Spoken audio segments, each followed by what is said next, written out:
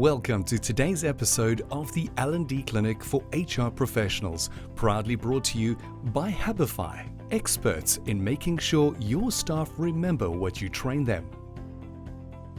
Welcome everyone, my name is Jordan Gray. I'm the Director of Training and Coaching at Coach on Call, and you are officially with us at the L&D Clinic.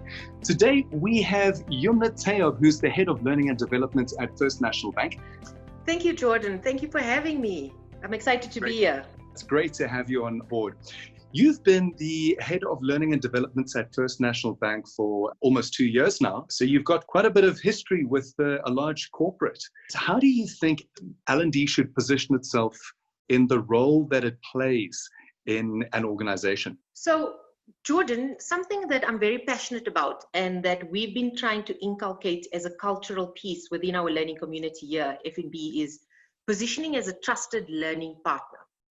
And it sounds like 3 simple words, but it has so much of meaning and it stands for so much. So the one in terms of trusted talks to how do you build trust within your employees and within your business. And that talks to your credibility, that talks to your delivery, that talks to a number of pieces. The second piece then talks to partnership. And partnership is more than just saying, I'm waiting to receive an instruction. It means I'm part of your business. I'm here, I'm part of your landscape, and I'm a partner to be taken seriously.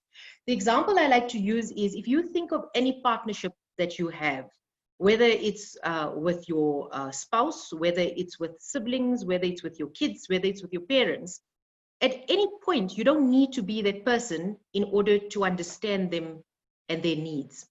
So for example, when my eyes are green, when they are gray, my mom knows that I'm not feeling well. Similarly, in your business, you understand your business well enough to be able to be their partner. Budgets are coming up. What do I do? COVID has come up. What am I doing, and what is the business and my employees needing me to do? So what are those triggers that you understand without being the business person, but a partner to the business in order to enable? And finally, learning, because learning is the strength that we bring to the table. And that is something that we hold proud. And that means that we need to be at the forefront of what is happening in the learning space. So when we bring that strength to the table, we come in as a true partner. Great. I think it's important to really focus on those 3 key points, especially credibility. You need credibility in an organization. Something that stands out for me in what you've just shared is when you're talking about business, you really are talking about people. Now, you call yourself a solutionist. How do you practically see learning teams adequately empower employees and enable business strategies? If I have to break it down in 2 minutes, I would see 2 key distinct focus areas that we as HR and as learning need to try and enable. And the first talks to the learning experience, which is a combination of the content, how you package the content, and the journey that this content plays out. And when you look at content, you look at content that is fit for purpose and that is contextual. So you understand your environment, your employees' needs, your business needs in order to provide a fit for purpose content that will hit the mark. How you package it is, do you look at micro learning nuggets? Do you look at simulations? Do you look at virtual reality? Do you look at a PDF? Do you look at PowerPoint? How are you going to package some of this? And then how do you make it a journey so that it's not just a once-off event? How do you create this flow so it almost reinforces and sticks and the experience sticks? The second piece around the accessibility is key to what I believe we as learning need to focus on. And that's really enabling learning in the flow or on demand or learning in the moments that matter. How I like to describe this is I'm a mom. I'm not the world's most domesticated person. So I'm not great in the kitchen, but I do have 3 kids. So I can't afford to let them be eating 2-minute noodles all day. And at some point, there's times when I need to step up and actually cook. And what do I do at this point of need is that I usually go to Google or YouTube. And at that point of need, within 15 to 20 minutes, I can make a pretty passable chicken dish. But if I want to become a cook or I want to become a chef, then there's depth that I need to go to. So what I believe is learning communities we need to look at is how do we enable this Google on-demand YouTube type of environment? I spoke to a branch manager once when I was trying to find ways to engage with our employees around what they need. And he gave me a quote, which I use until today. And he said, I need to know what I need to know when I need to know it. And I think that for me just really sums it up in terms of what I think we need to do. In terms of the micro-learning and on-demand and reinforcing, those words really stand out for me because that's really what we preach. As a training and coaching company, we're all about reinforcing information so that it applies and there's transference into their workflow, because that's the point of training, isn't it? You know, and exactly. to make it stick long term. Exactly. Because how do you start building those neural networks so it becomes more of a habit? Exactly. Yeah, it sounds like you're selling Hubify for us. Thanks, Yumna. Studies have actually shown that employees work much more efficiently when they understand what's required of them. And this is true of training application or transference as well. Lack of discipline, priority dilution are key reasons why learners don't complete their training. And they miss the opportunity to really improve themselves. How do you mitigate this? So Jordan, I think this is key, because if we're not able to apply what we've learned and the skills and capabilities that we are trying to build and empower employees with, then we've actually, we failed actually, because the entire point of building these skills and capabilities is in order to empower employees.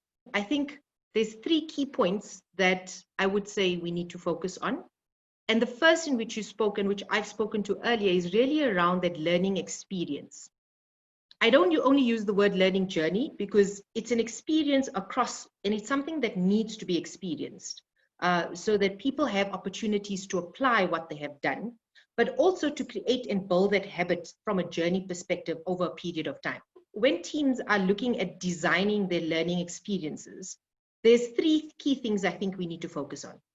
The one is, how do you create it as a journey? So it's not just an event, it becomes a journey over a period of time to build that habit,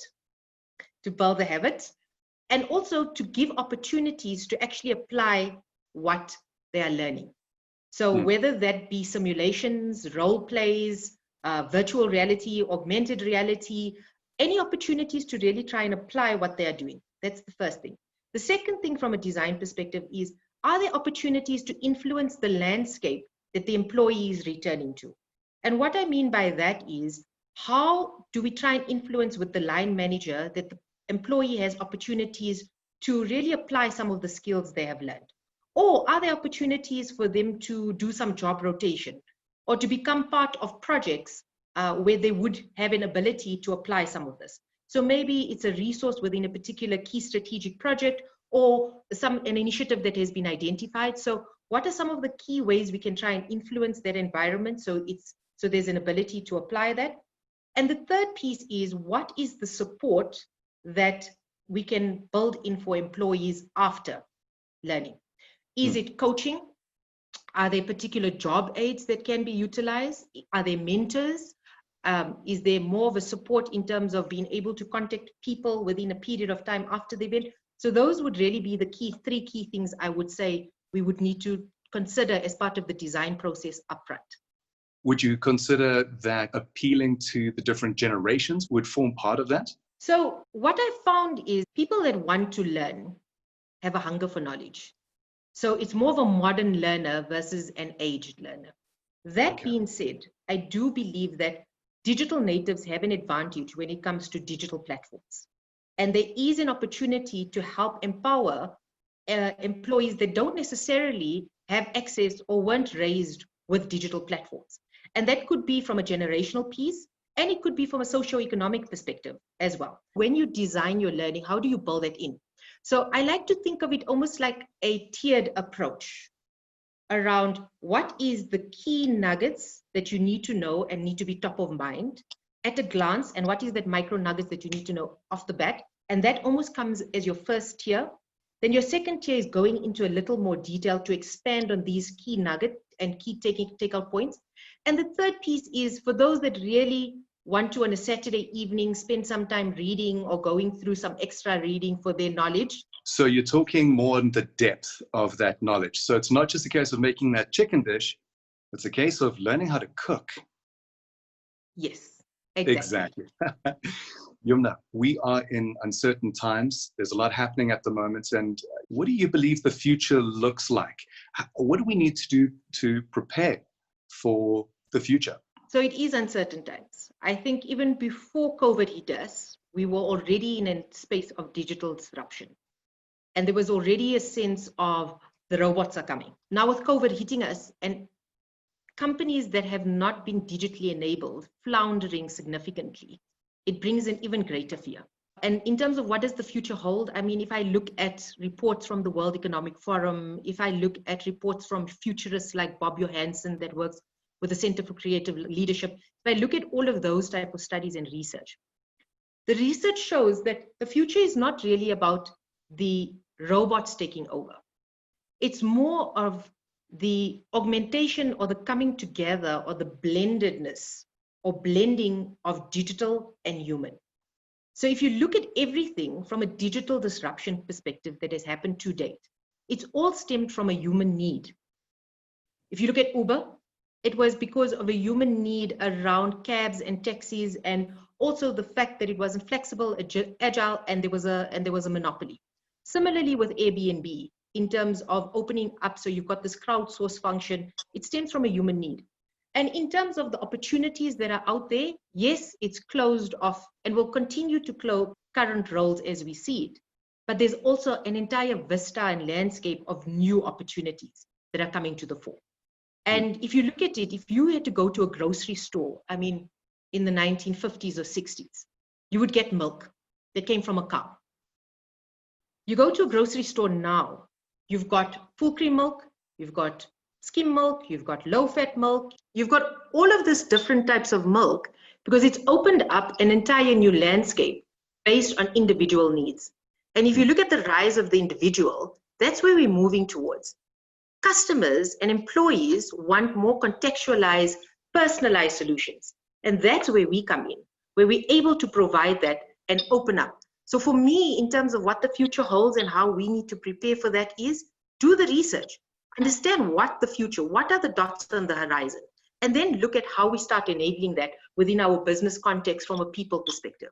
And how do we do that is by trying to find that good mix between human and digital. Yumna, how will employee engagement, productivity, and employee motivation be fostered in the new world of work? Jordan, I think it's key that in order to foster employee engagement, it's understanding what the employee needs are. Once we understand what the employee needs are, and we also do the research around what some of the trends are out there, because we know that's going to come sooner or later, is how do we enable that? So I see us being key enablers of people trends within the workplace. And if you look at, I mean, COVID just as it is and the digital transformation that many companies are going through, virtual and remote working is now going to be one of the ways of life. So how do you start enabling that? How do you look at what are the resources employees need to have from a data perspective, from a office space perspective? What do they need? What are the skills that they require?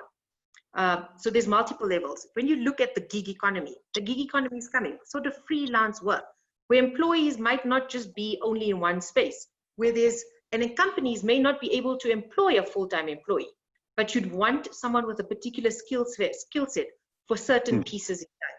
And how do you start enabling that, both for the employee and from your business perspective?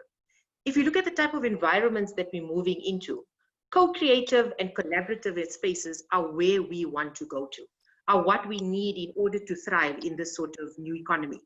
And how do you facilitate this? How do we start making this, and how do we create some of these spaces?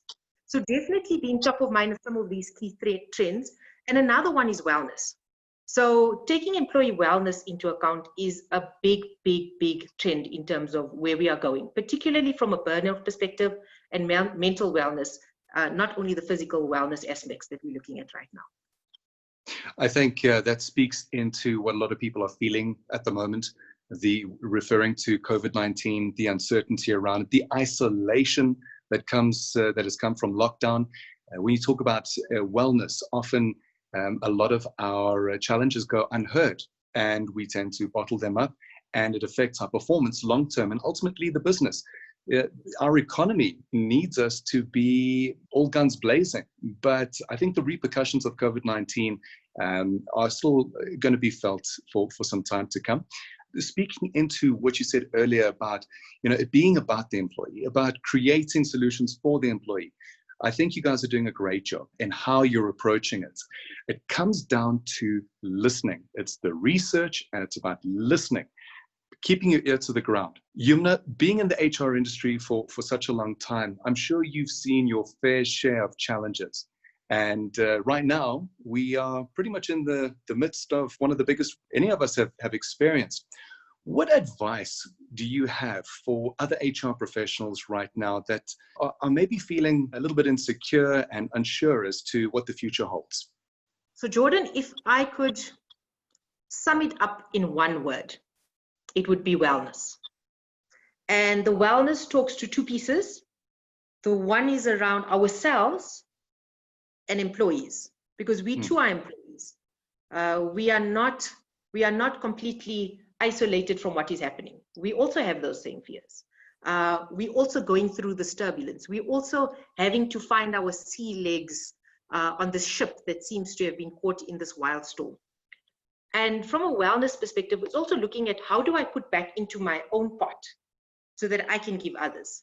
Because if I'm not a fully functioning, healthy person, an employee, then I'm not very good to one, my business and the community and the environment that I work in, but more importantly, my broader community and my family and overall. So because we're all systemic, everything that we do is interrelated and has dependencies across. So really, whatever I do for myself is something that I need to look at how do I enable for my employees as well. And that's a wellness from a mental, physical, emotional, and financial perspective as well. Because times are tight. We're in an age of austerity. I mean, if you look at how much everyone is having to tighten their belts and what they need to do in order to survive right now, financial is a big wellness theme that we can help enable as well. So how do we start teaching people to budget? How do we teach them to save more? Just the various pieces. From a mental perspective, how do we help build resilience? How do we create some sort of mindfulness practices? Do we create mindfulness times to help build some of this resilience? From an emotional perspective, how do we present some of that psychological safety? How do we create some of those safe spaces? Is it a check-in on a daily basis? Is it a team group session just to come together to talk around what we are doing and the spaces that we are in and maybe share some best practices? From a physical perspective, I think we're doing a lot around making sure we're doing the social distancing, we're doing the testing. But wellness as a whole is a very key theme in order to make sure that our employees are set up in order to really be productive. On the second piece, from a wellness perspective, is the wellness of our businesses and the companies that we are working in. Because if we're not working towards helping them succeed, then they're not going to succeed, and all of us within that particular company are going to be impacted in a negative perspective. So what are the ways that we can try and help create some of that wellness within our business spaces? First is skills and capabilities. What are the skills and capabilities that we need to really drive and quantum leap our companies into this digital space or into the future? And digital dexterity is the first one, off the bat. Focus on that. The second one is how, if we're going to be moving towards these sort of different types of teams, from a virtual team, gig team, how do we enable that? What do we do? How can we start building that and planning for that now? And we may not have the answers, but how do we get together to co-create what we need or want the future to be? No one's saying you need to have all the answers, but how do you almost become the facilitator to pull the different parties together in order to co-create? And the third piece is, from a cost perspective, what are the cost elements that we can work together to try and reduce? So if the gig economy is something that we can work on, maybe that's a model that would work for the employees so they don't lose their jobs and open them up to other spaces, but for business as well. Is there potential opportunities to say, guys, within the business, can we expand some roles So they're not only focused on this one, but we now have an employee that's responsible for more, so that as opposed to getting new, let's build versus buy or reduce. Yumna, I want to thank you so much for joining us on the L&D Clinic today. This has really been great. Thank you for sharing your insights, and I look forward to chatting with you again soon. Thank you, Jordan. I really enjoyed having this conversation, and thanks for having me. And good luck to all of you. I think it's really exciting times. It's scary times, but it's really exciting. It's what we make of it. Yumna, thank you. Thanks for joining us on the L&D Clinic. If you have someone you would like us to interview, please drop us a line and we'll do our best to make that a reality. Thanks for tuning in.